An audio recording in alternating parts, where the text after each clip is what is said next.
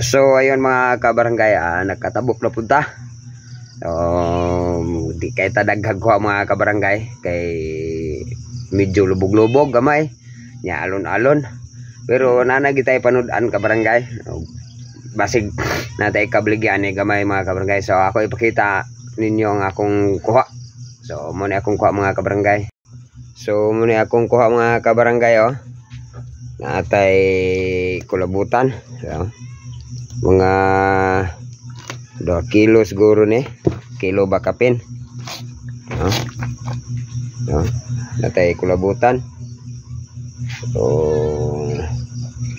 nato ning ibaligya siguro kay murag pait man ni kanon. So napuntay ginagmayng isda mga kabarangay, natay mga ipos-ipos, dakbok, bungalbog nga gamay kabarangay dai. Katambak, danggit, natay mga danggit kabarangay. So iawat lang ni sa tuang panudan ron kabarangay, mga danggit.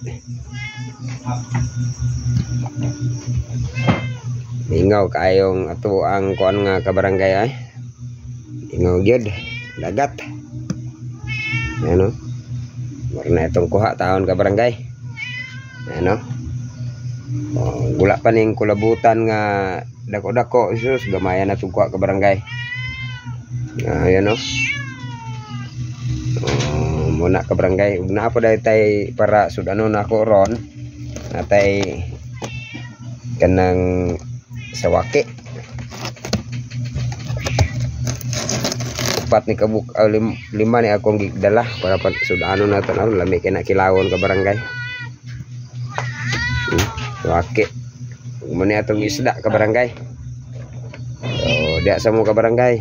So ayun mga kabarangay, mora to atong kuha karong pagpanabuka.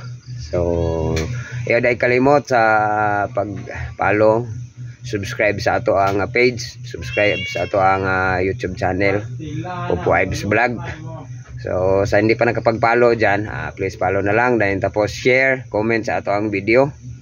Unya ayaw agig suporta kabarangay, ayaw lagi skip atong ads mga kabarangay.